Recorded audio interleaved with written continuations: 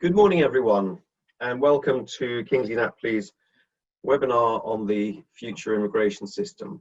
I'm just seeing all the attendees joining now. We're up to about 115.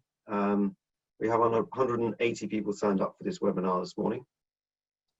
I should wait a few more minutes until the joining numbers start to slow down a bit, and then we'll launch into the meat of this morning's session. There's just a few more people joining, so I'll just hang on for about another 20 seconds just to get everybody on. And then we'll crack on. Okay, so that's great. We've got 123 participants for today's webinar. Welcome. I'm sorry that we're not all seeing your familiar faces at our seminar. You'll see behind me the reception at Kingsley Napley, which many of you will know, many of you will have come to for our regular webinars for clients on all sorts of areas of immigration. And I'm sorry also that we can't give you one of our wonderful breakfasts that we've been used to giving to clients over many years, and that I hope you've enjoyed. So I hope you've had a good breakfast. I hope you're all well. I hope that lockdown has not been too difficult for you guys since we last did our Zoom webinar back in, I think back in April. And yeah, I will just announce then what we're going to be doing today. So we're very fortunate to have with us David Ramsbotham. David is the policy lead for the skilled worker route of the Migration Policy Unit at the Home Office. David has been working very hard with all the policy teams at the Home Office to pull together and to implement the new immigration policy that is due to be coming in on the 1st of January 2021. And David is right at the heart of all of that development and design.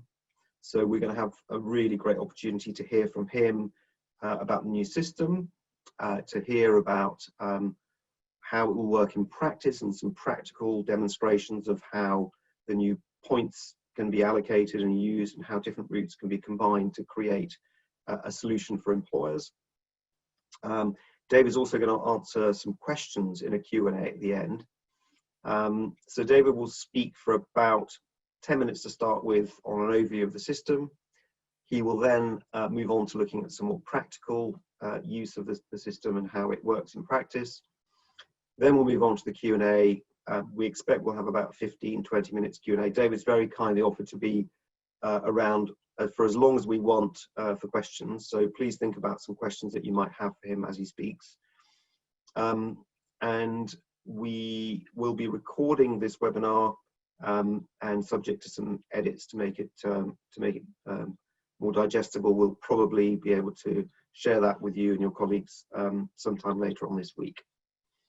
So without further ado, I'm going to hand over to David. Welcome, David, and we're very much looking forward to hearing from you and to the questions. So I'll hand over to you and I'll switch off my video so that you can have the screen. Thank you, Nick. Thank you to yourself and Kingsley Napley for inviting me today.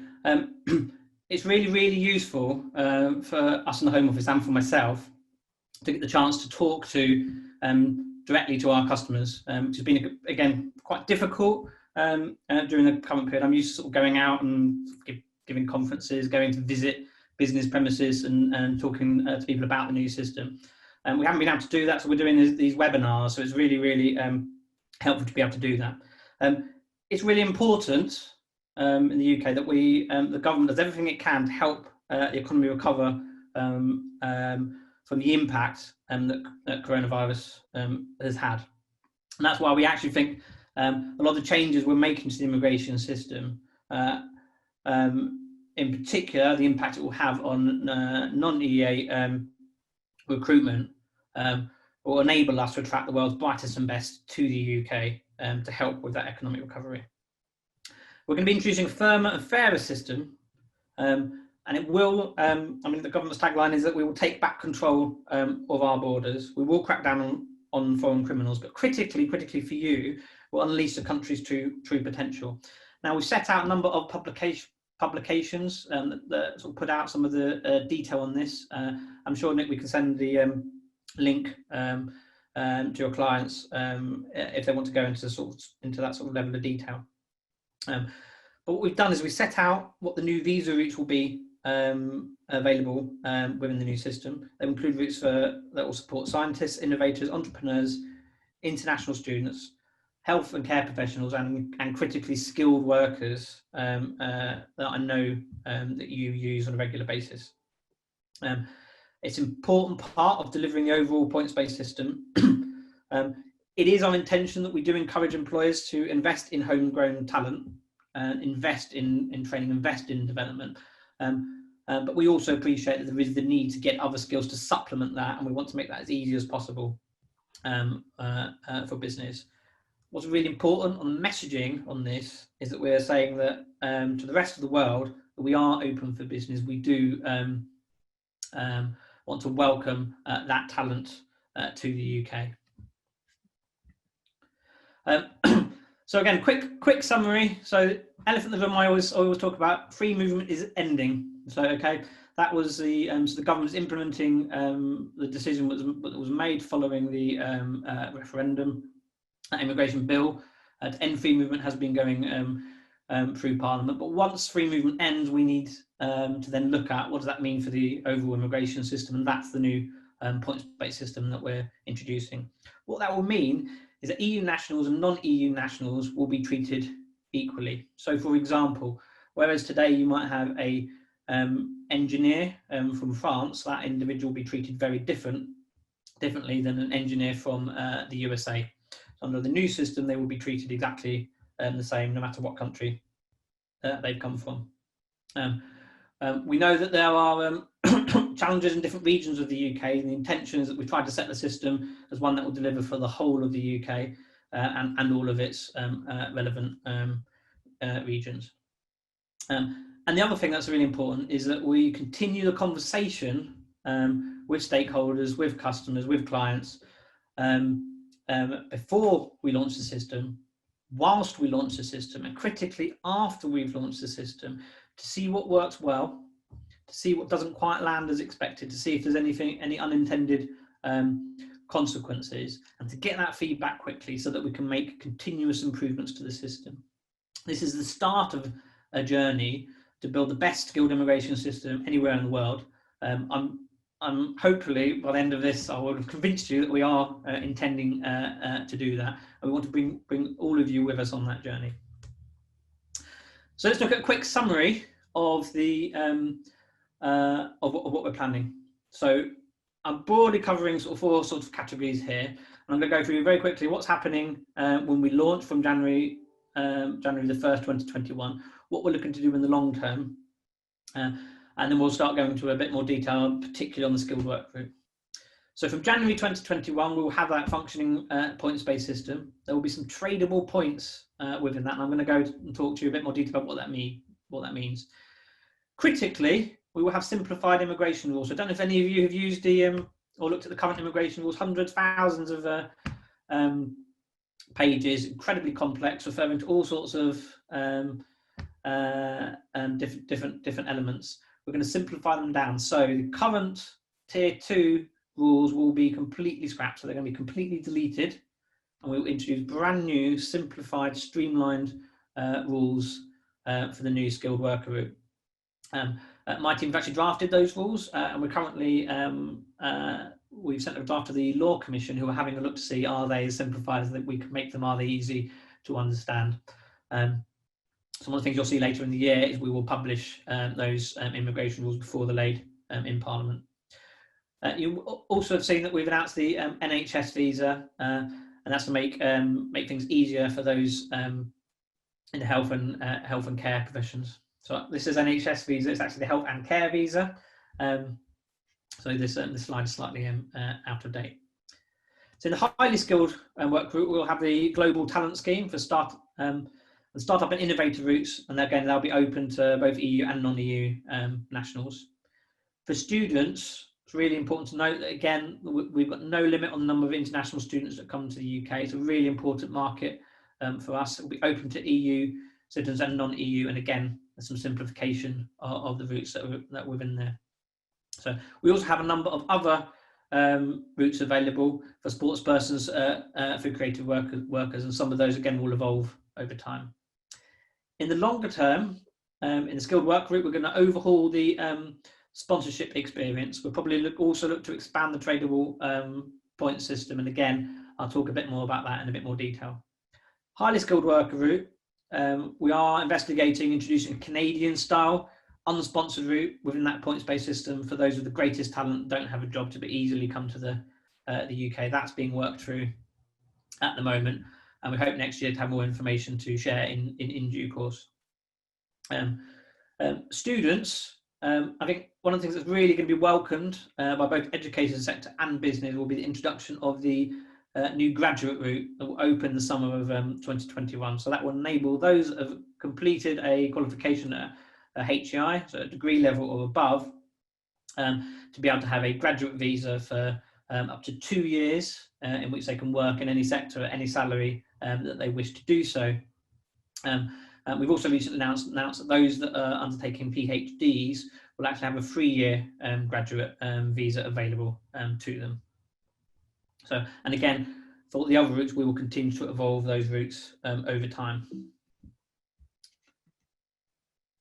Okay, so talking about that skilled worker route, so I talked about those tradable points, which we're going to go into some examples of in a moment. As today, workers will require a job offer from a licensed sponsor. The sponsorship regime itself will remain broadly the same when we launch, but over time, we're going to completely overhaul the IT that supports that, and therefore overhaul all of the processes around sponsorship to simplify as much as possible. And again, we'll get a chance to talk about that a little later on.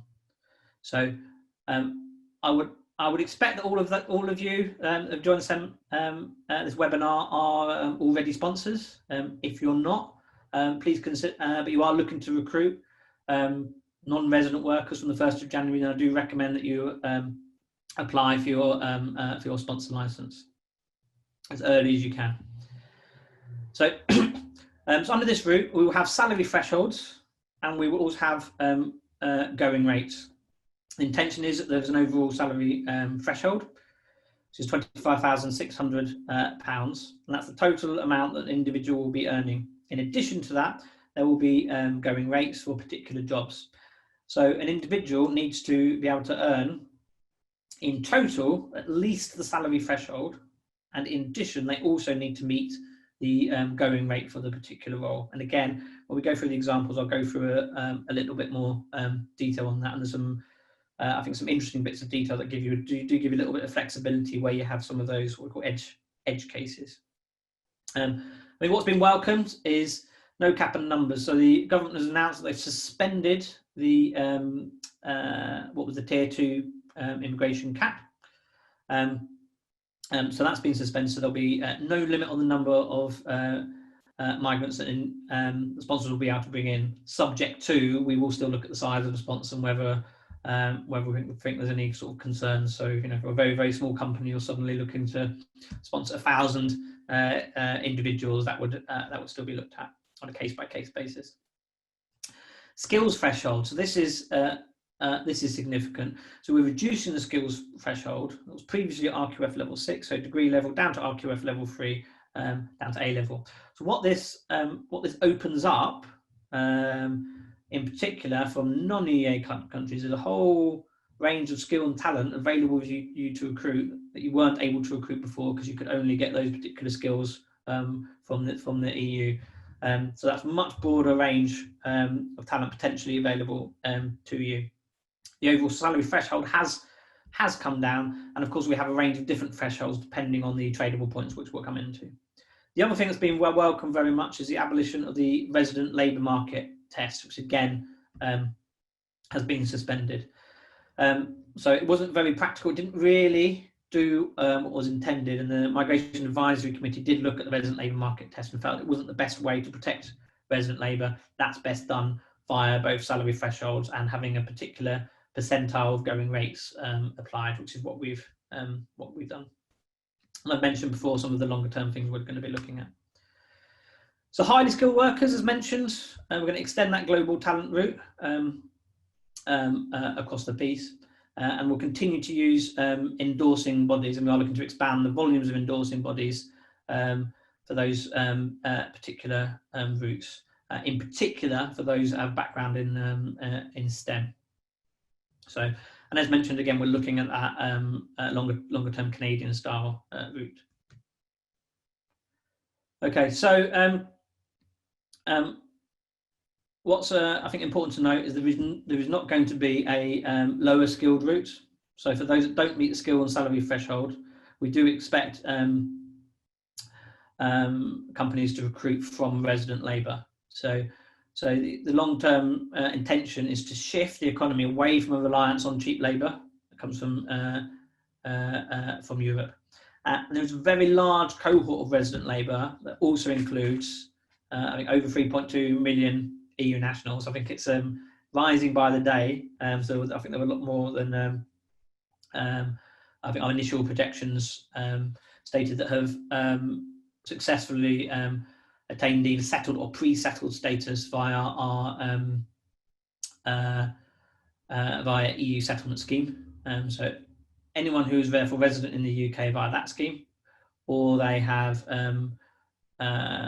indefinitely to remain via other routes, or they're British citizen or Irish national, are able to be recruited, and that's where we expect that to be in place.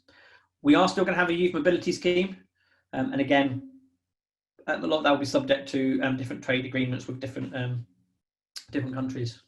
So students, I think I've mentioned this before, there's no limit on the number of international students. They will come under the points-based system, and as now, they'll need to demonstrate they can speak English, they can maintain and accommodate themselves during their studies, and they're studying at a licensed sponsor at the appropriate level. And as mentioned, we're also going to introduce that the new graduate route.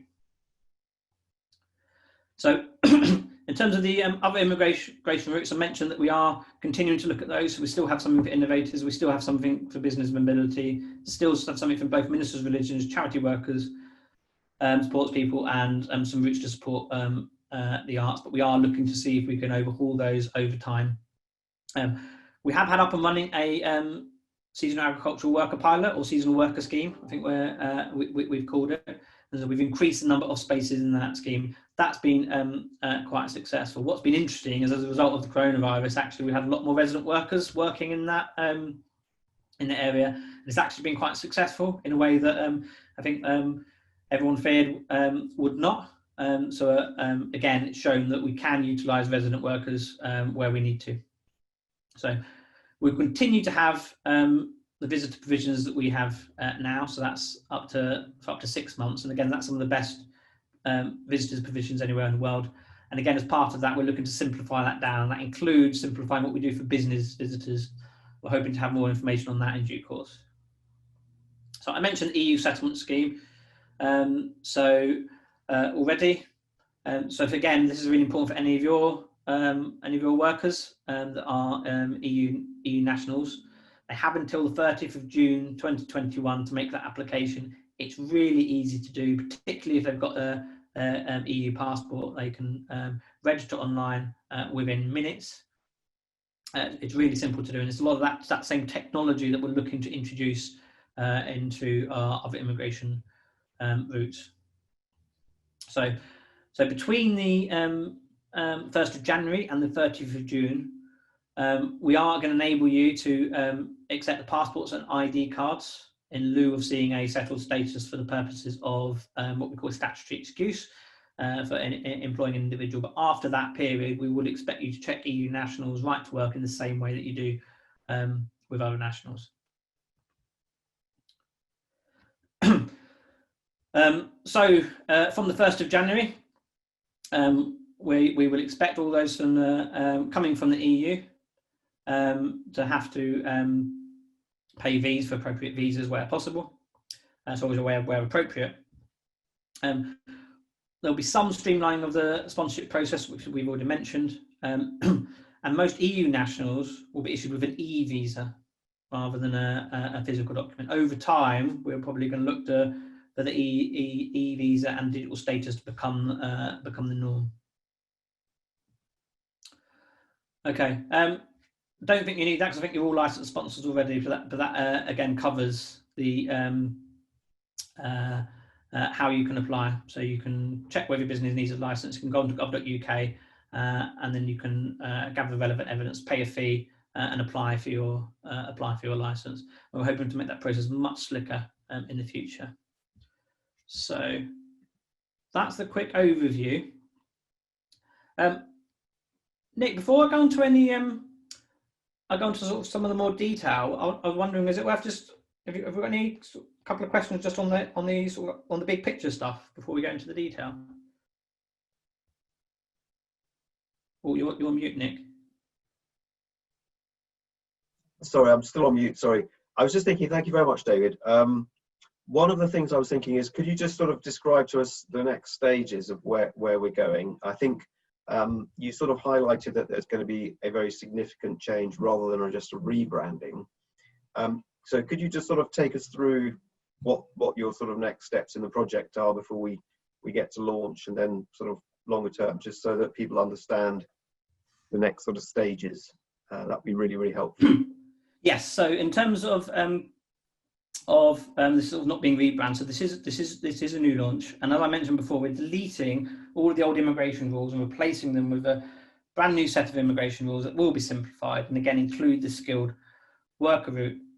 Now, obviously, there was a lot of things in the old points-based system that were very successful. So, of course, we're looking to build on those successes and then over time introduce new elements of evolution.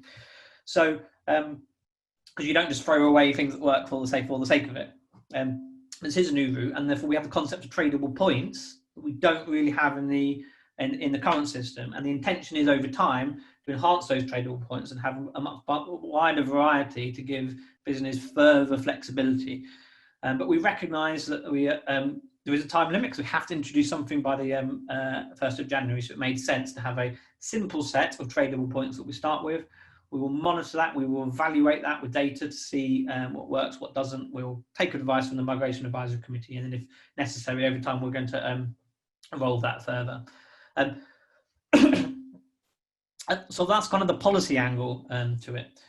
But critically, so giving a transformed system isn't just about transforming the overall policy, it's transforming the service that is provided.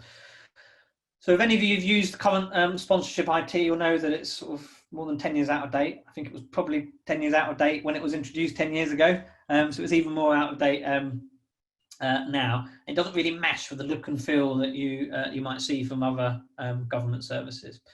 The other thing that you also might be frustrated with is that you're often providing the information to the Home Office more than once, multiple times, even though we've had it before. We're asking you, maybe as a company, to provide this information that perhaps you've already given to another government department. And actually, wouldn't it be really, really useful if actually government already knows this? So we've got this principle in the new system of tell government once. And we're going to be rolling out over time a whole load of supporting IT to help with that. So for example, in our new skilled work group, the intention is that where someone has to prove that they have met the English language requirements, we remember that, and the next time they apply, they don't have to provide that again. Where they've looked to demonstrate that they meet the maintenance requirements, we remember that. We say you've now got a job, therefore you'll be regularly paid. Therefore, we're comfortable you've got money, so we don't need to check that again. Then the next time you apply. So that's kind of some of the really simple examples. But we get to expand that further. So, for example, over time, the intention is you apply to become a sponsor. We go, well, are you a genuine company? Are you appropriate size? Have you been trading for a particular period of time? We automatically get data from Companies House. We automatically get data from HMRC that says, actually, yes, they're a company. Yes, they're not insolvent. They have X amount of turnover. We're satisfied that they're a genuine company. We can trust them. here's your license, without the need to have someone to come and visit your premises and undertake that. We can also say, actually, has an individual been compliant? Well, actually, we can check real-time payroll to say, actually, has someone been paid roughly the amount of money that they should have been? We can say yes, excellent. So we've got a good track record for that company. Over time, we can trust that company, which means we can make that service even easier for them in the future. Once you start doing that, what you can then do is actually look at all the different requirements that we have in the system and go, how can we digitalize them? How can we automatically clarify those elements?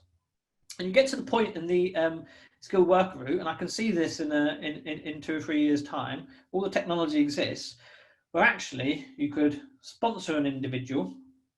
That individual is invited to make their visa application, at which point we've already provided them with the detail about the job and asked them to confirm that's correct, provide the rest of the details, pay their fee, validate exactly the same as they do in the EUSS with their scanned image of their face and their passport, and they can do all of that within minutes.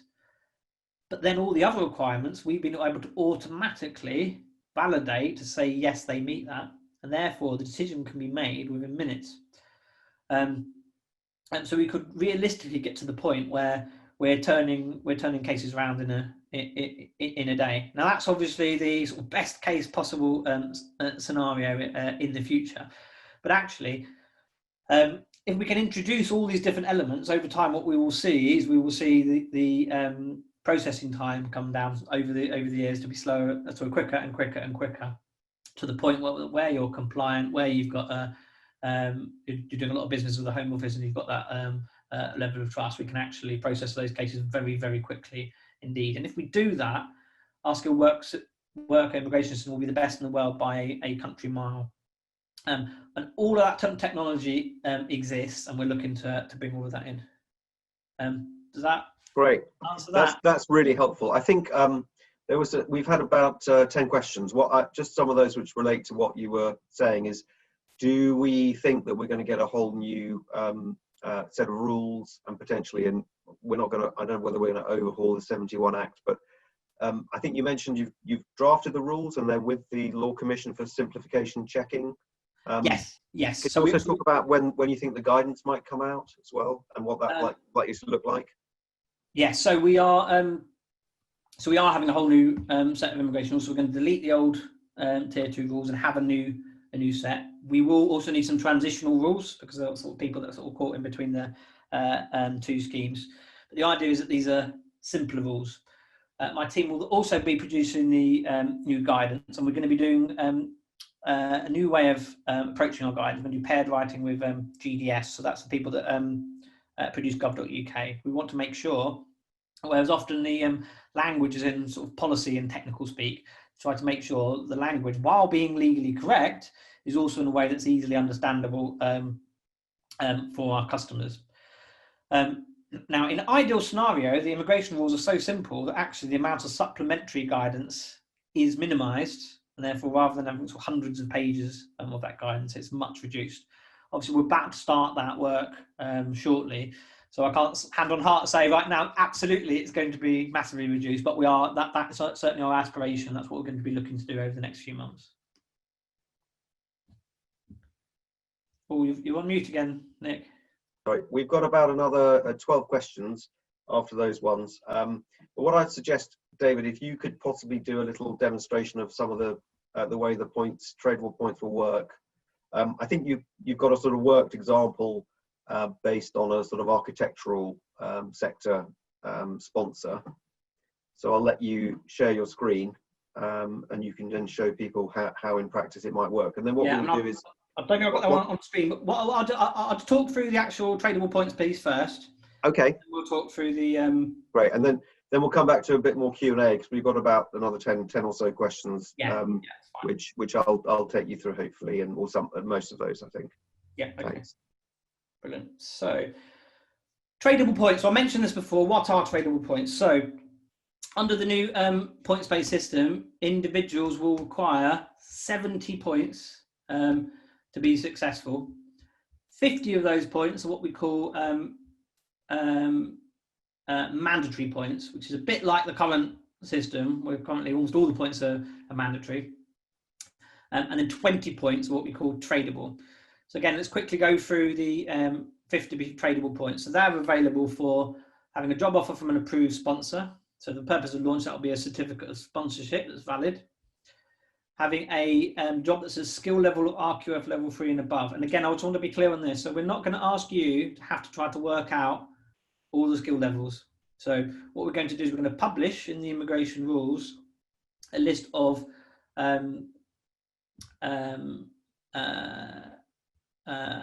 occupation codes, so SOC codes we call them, and they will detail all of the different job roles that will be eligible under the scheme. It will also detail what the going rates are that will be applicable to those particular.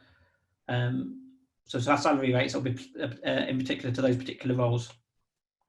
So that will all be published, and that will help you meet that skill level.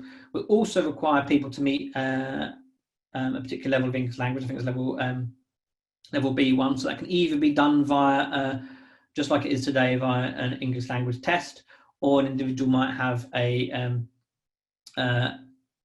be from an English language speaking country already. They may have studied a degree taught in English already, or they may have studied in a English speaking country. So again, all of those will be available options to prove that. And that gets the 50 points. But critically, there will be the tradable points. Okay, and this is where the element of salary comes in. So the core threshold, the standard threshold, is £25,600 that someone is meant to meet.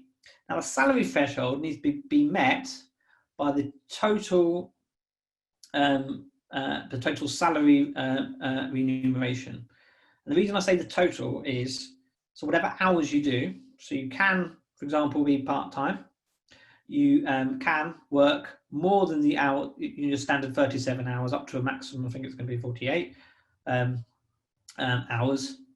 As long as that total reaches the particular threshold, then the threshold has been met. You then have the going rate relevant to the role, which may be, again, a different rate. That rate can be prorated. So say, for example, you have a salary that's £30,000, and you decide to actually want to work part-time, so that you're only earning £25,000, but 600, for example, but that 25,600 is prorated. That's fine, because you meet both the threshold and the prorated version of the going rate. Conversely, the reverse is true. So if someone is working, say, 45 hours per week, then the going rate would be prorated upwards, which means, so say the going rate was £30,000, they would need to earn more than that matches with the number of hours that they work. But this just gives people that little bit of additional flexibility. And we also know that there might be circumstances whereby we might want to look at discounts to both the going rates and those salary thresholds. And this is where the tradable points come in. So we mentioned that you have to have 20 points in total. So if you meet the general salary threshold and the general going rate, you get 20 points. That's it. It's really, really simple. And for many of the people you're employing, you almost don't need to worry about the rest. You just meet those two things, and it's really, really simple. But there are a number of cases that will be around those edges. So how can we introduce additional flexibility for you there? So the first is PhDs. So we're going to make, for certain types of jobs, we're going to make it available that if you've got a PhD that's relevant to the job, you can get some additional points, which enables you to have a discount on the thresholds. So, for example, if you've got a PhD relevant to the job, that gets you 10 points. You can then earn 90% of the relevant salary instead of 100%. If you've got a PhD in a STEM subject, that's something we really want to encourage in the UK, you can get a larger discount, which is 80% of that of that relevant salary. The same is true of the shortage occupation list. So we have a shortage occupation list already. The government has asked the Migration Advisory Committee to review that shortage occupation list, not just for the UK, England, but also for the devolved nations, okay, to see if there are specific shortage occupations that are relevant just for those devolved regions. So again, anyone on the shortage occupation list will be able to benefit from the 80% of relevant salary and the lowest salary threshold, which is 20,480. The important thing to note is that bottom 20,480 is an absolute threshold, so you can't go below that. You have to earn at least that amount. Hoping that makes sense so far. For public sector occupations, and we've listed these, so these may include doctors, nurses, teachers, etc., where we will have national salary scales apply. So there's no discounts involved other than they have to meet the national salary scale subject to that bottom 20,480 threshold. However, those apply to the relevant occupation codes. So for example, if you have a teacher that's actually a private and working in a private school, even though they're not a public sector worker, they will still benefit from those same public sector thresholds. So let's look at a couple of I think simple case studies, and then I'm going to look at sort of the more complex architects type study. So let's look at the lab technician. So I think we called her Freya in our example. So she's been offered a job as a lab technician on a salary of £21,000. So first of all, she meets the mandatory requirements, so she gets her 50 points. But as it stands, a lab technician would normally need to meet the general salary threshold, 25,600. So under the old system, she would have struggled to be able to be successful because the threshold's higher than the going rate for the profession. Okay, so she wouldn't afford it. However, Freya, being a lab technician, has a PhD in a STEM subject that's relevant to the research that she's doing, and therefore, as a result, is able to use the lower salary threshold, £20,480, and therefore is able to score all the points required to meet the requirements and get that visa with that lower salary. So that's a lab technician. I'll give you another example. So this is Richard. He wants to work as a mechanical engineer on a salary of 26,750. Again, he meets all the requirements. The going rate for a mechanical engineer is 33,400. And that's higher than the general salary threshold that he's supposed to be being paid.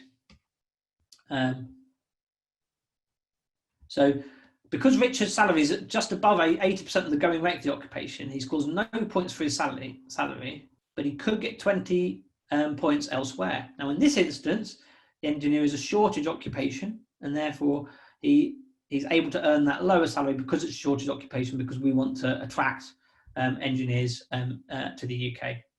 So again, that's a couple of really, really simple examples. We're now going to go on to a much more complex example to show how a number of these different routes can be used together. So let's talk about architects, and there may be other similar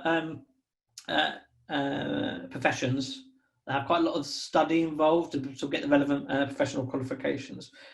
So something I've learned doing this job is that it takes a long time to become a fully qualified architect.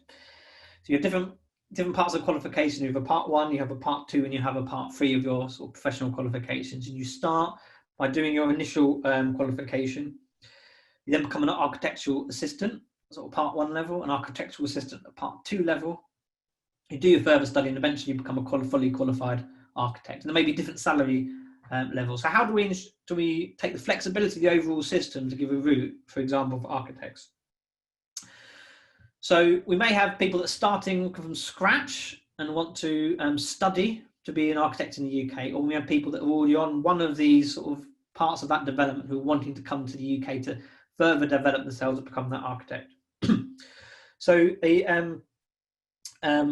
So let's take the example of the individual who's sort of starting from scratch. They come to the UK, they do their degree in their Part 1 qualification. They get that degree, they're now eligible for the new graduate route. So that will enable them to work as that architectural assistant, Part 1, for 2 years, without having to worry about what the salary level is at all, because there are no salary restrictions during that period. They can then go back and study for their Part 2 qualification. Now, at the end of that period, they would still qualify for the new entrant discount. So this is a significant discount that we apply. Again, still with that lower level, 20,480. David, can I just jump in? And have you got a screen just to show how this would work, this particular example? I haven't. It's on an email in my thing, but I might. Okay. Probably do one. Put one together and send it to you. Okay, that will be really helpful, because I think we've got a few people on the call who are just wondering whether there is a sort of worked example. But that if you could share it, that would be great. Yeah, that's absolutely fine. So they can then benefit from being a new entrant. Now, under the old rules, we allowed people to be new entrant for up to 3 years. We're now going to allow them to be up to 4 years. And we're also expanding what the definition of a new entrant is. So as well as qualifying when under 26, we also cover those whose job offer is in a UK regulated profession and the applicant is working towards a recognised professional qualification for that job, or where the applicant is working towards full registration or charter status with the relevant professional body for the job they're being sponsored for. So we believe that will cover most architects and may also include a range of other roles. So in this example, that would mean the individual would again qualify for the new entrant route up to 4 years. Now, again, one of the quirks of our new system is what we don't allow is someone to use 2 years of graduate route and then a further 4 years as a new entrant. So if you use the graduate route, that counts as some of the new entrant route. The new entrant route, though, can be split up. So, for example, say you do 2 years in new entrant route, do some further study, you can then go and do another 2 years. That's absolutely fine. So in this worked example, you've done your first 2 years in the graduate route, you've undertaken your further qualification, then coming back as an architectural assistant Part 2, and again they could be paid as a new entrant for those first 2 years, bringing 4 years in total discount. Then undertake their Part 3 professional qualification, then working as a fully qualified architect. Now at that point, if they've had the 4 years, they would then be required to be paid the full rate, going rate as an architect. If they've been able to qualify sooner and use less years, so say for example they'd only use 3 years as being of the going rate, then when they come to be an architect, they would still have that 1 year left over. They could then apply the new entrant discount to. Likewise, if they're recruited at a different point of their journey, so say you recruit someone who's already a Part 2 individual, then there's more years worth of the new entrant that they can use. So again, that's a slightly more complex scenario, but it's worth thinking about because again, it just shows you the interaction between the graduate route, the rates that we have for new entrants, and the overall points-based system to show that there's a range of options to give that flexibility to try to meet business need that we haven't really had in the past. Yeah. That's really interesting, and I'm very interested about the way you can keep the salaries at a reasonable level for those who are still qualifying, which I think is really interesting. Yeah. David, we've got a few questions. We've got about 15 minutes of questions, yes. So if you're happy with that, absolutely. One of the first questions we had was, do you know when the graduate route's going to be introduced? You were just talking about that. It's the summer of next year, so it's intended for the the graduate. So we normally have sort of the September through to sort of the normal academic year. So the intention is those that graduate in 2021, it will be that pool that benefit. Yeah. I say that's the intention. We are, and that's how we plan the policy.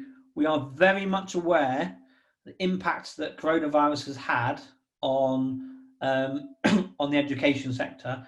And when people are graduating and the like, so that will be looked at and considered when launching the route, it is our intention that cohort benefit. If things change, we might need to rejig to make sure that that cohort do still benefit from that. Okay. So you probably think it might come in, be introduced in the April rule changes with a view to it coming in the summer next year. I mean, normally we try to, as you know, do rule sort of tick-tock rule changes in particular periods rather than exceptional ones. So therefore, if it was introduced in the summer, it would be normal that we would introduce in April. I say it would be normal. We're not living in normal times, so I don't want to say it absolutely will be, but that would be what we would expect. And we had quite a few questions about existing sponsors and how they'll be affected by the changes. I'm assuming people won't have to reapply for sponsor licenses, but the other thing as well is that there are lots of questions about people applying for certificates, new certificates for EU nationals that they anticipate hiring. Could you just talk us about how that will work?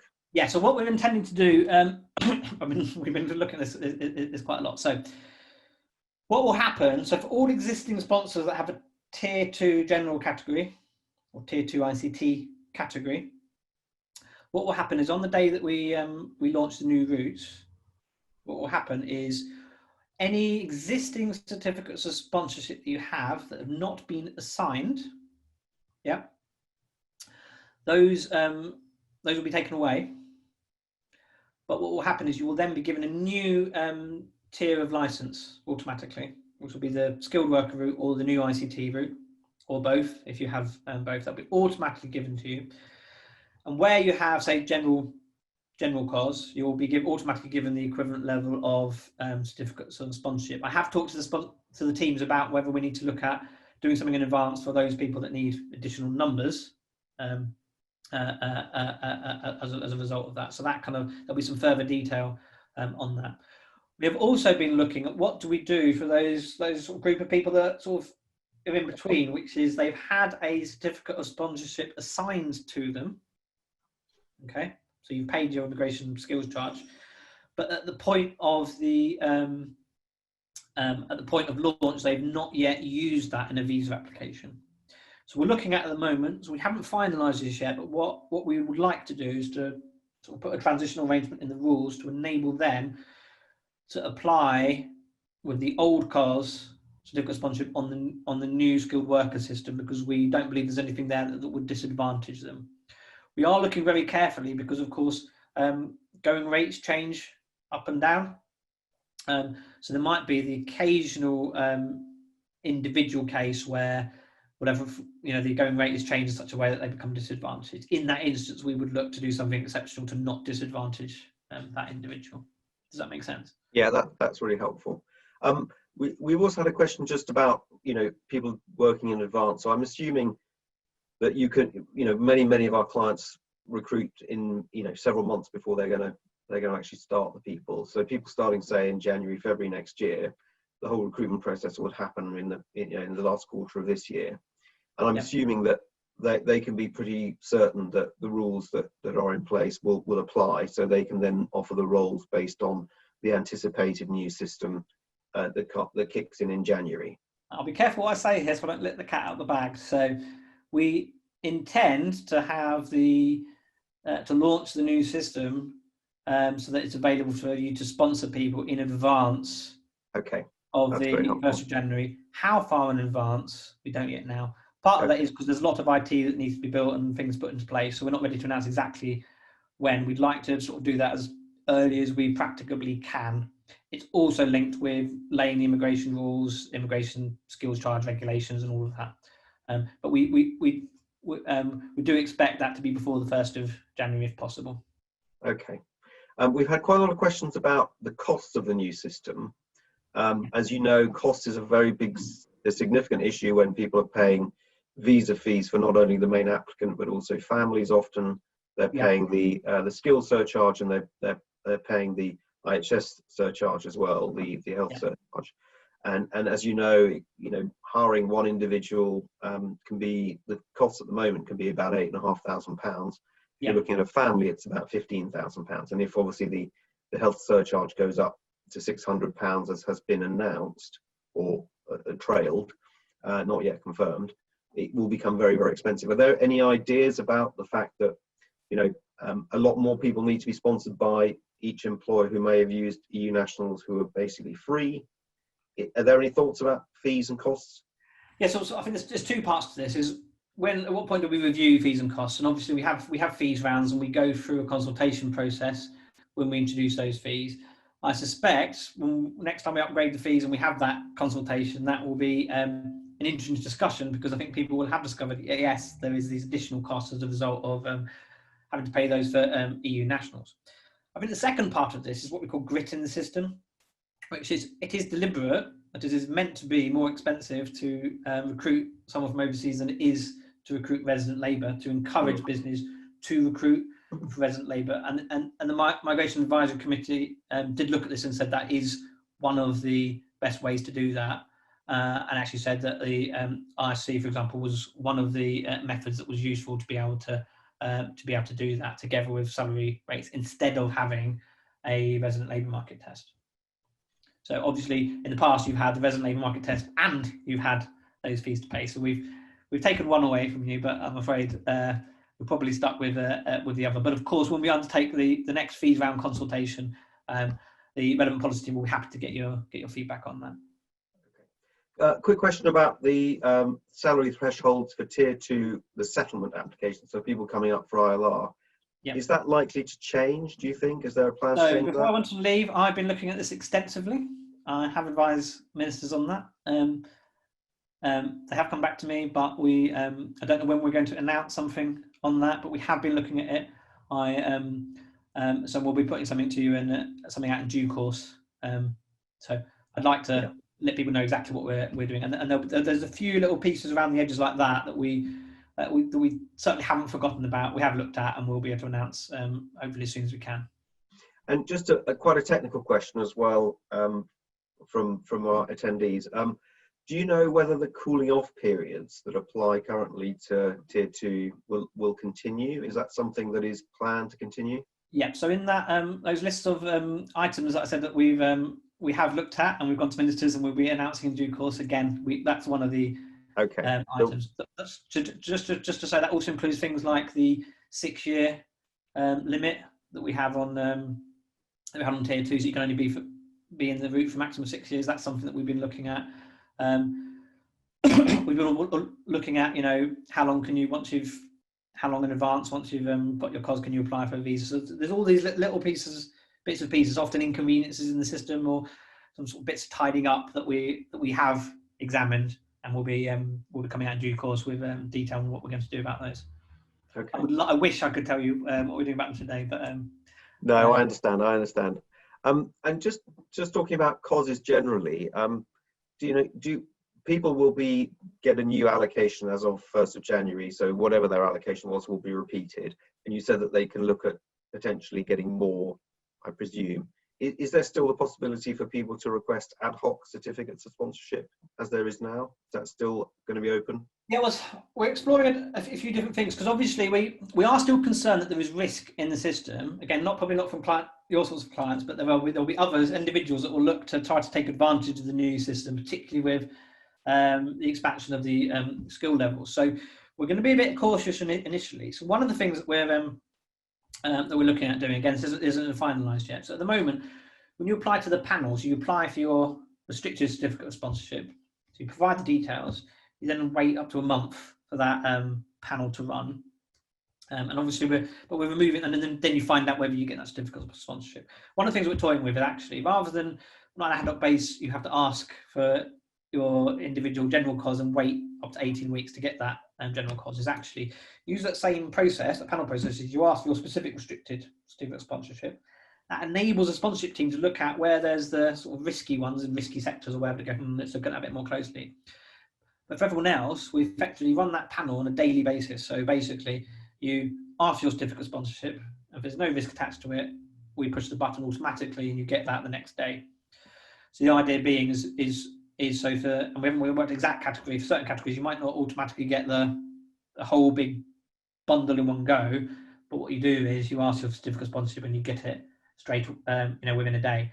Our intention in the new system, with the new IT, is that you you don't have certificates of sponsorship at all. You just sponsor an individual, and you push that button, and we only pause it if we've got a concern. If not, you automatically sponsor an individual, and only if we've got concerns about you as a sponsor would we put a condition on you to reduce the limit. But obviously, that's and that almost further into the future instantly, which is what we want it to be.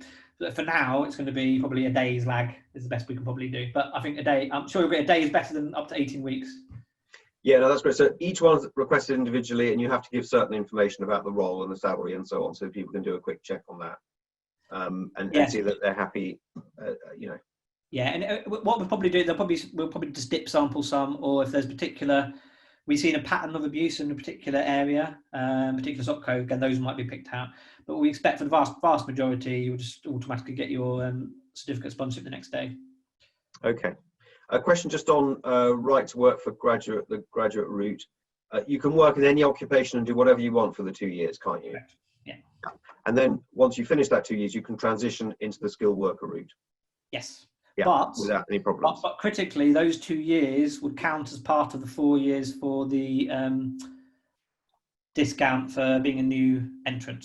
Yeah, but they wouldn't count. Yeah. Yeah, but that's why it's really important, because if for example, you've got someone on a some sort of development scheme and you're expecting their salary to go up over time, yeah, might not be wise to for them to do something completely different and then start in year 3 in that role, and they only get 2 years worth of the. It just depends on what your development strategy is for those. Yeah, and the way the salary increases over time, you just need to work out whether that will work for either the graduate route or the new starter route, the new entrant route. A quick one on are there any plans on some of the existing routes? So things like sole representative and investors. Is it the aim to keep those at the moment? Yeah, so obviously that's all still being looked at. That's going to be in the melting pot. What we'll probably see is we might see simplified rules, but based on the current rules when we launch. But then they'll be reviewing the actual routes, and we might then see them change subsequently later on in 2021. Okay, so that wouldn't be by January. That would probably be after that time. Yeah. Okay. And Tier 5 as well. We've had questions about Tier 5 exchanges and things like that. Will those continue? Will those schemes continue? Again, the government authorised exchange scheme system is being reviewed. That doesn't mean, we think it's really, really valuable. There's lots of really good parts to it. So it would be more like if we look to replace it, we will look to evolve it into something new that works better, but still gives us those same benefits. So again, for the time being, I think we'll probably continue with what we've got for now. Then it will be reviewed, and then we'll look at what replaces it in the future. That's right. And we're not going to just go, no, it's not there anymore. So it's an evolving process. Okay, that's really helpful. And I think there's a lot of people who are not sure whether the postgraduate route, the years spent on the 2 years postgrad, will count towards settlement. I'm assuming not at the moment. So we are finalising across the piece what in the new one, what things will count to settlement, what won't. Alongside when people can switch into different routes, because all part of the simplification is how do we make this easier, because it's very complicated at the moment. How do we make that easier while still retaining the policy controls that we want to have? So that's being looked at the moment, where I think we're not even in an agreed position yet of what that's going to look like.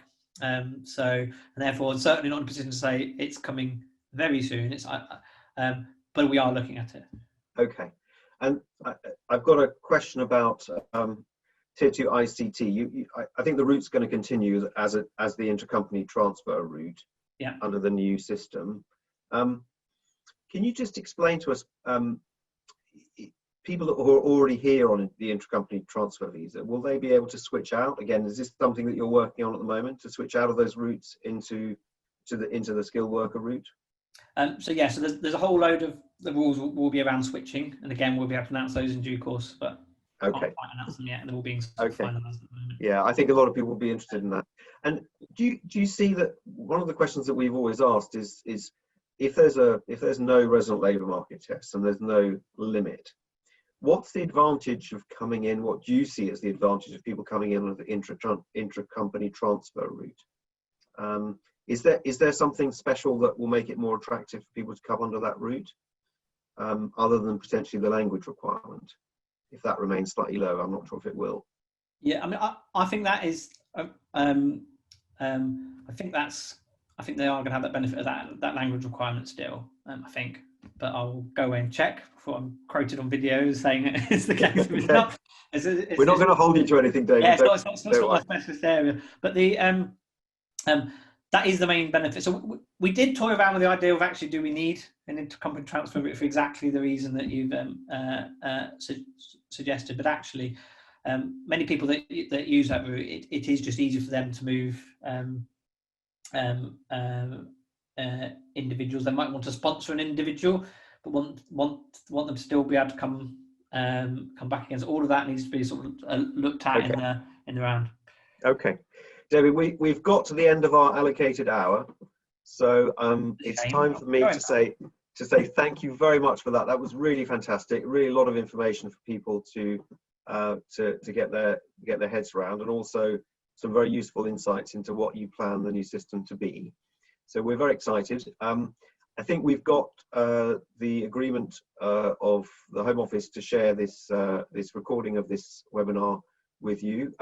We will edit it, and obviously that just need to make sure that it all looks and sounds great. But thank you all very much for you who are still on the call. I know probably some of you have jumped onto your 11 o'clock meetings, but thank you very much for attending.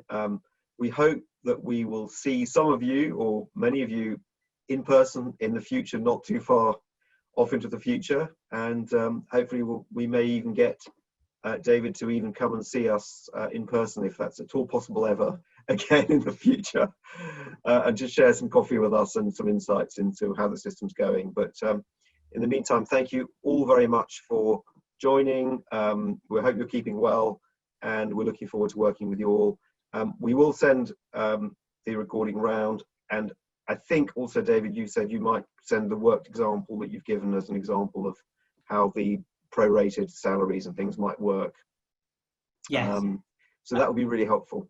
And the final thing, Nick, because I noticed there's quite a lot of questions we haven't been able to get to. So if we can get a list of those, I think we've got blankers on the call. We'll work through them. We'll try to put something back to you so that all those that have asked a question can still get some kind of a answer if we didn't have time during the presentation today. Yeah, and I think yes, because I've seen a few on the chat as well that there weren't on the questions, so we've got a few more, and lots more questions are coming in just towards the very end of this seminar. But unfortunately, we can't really carry on forever, so we'll look at those and hopefully try and answer as many as we can. Thank you very much, everyone. Take care and see you all soon. Thank you. Bye.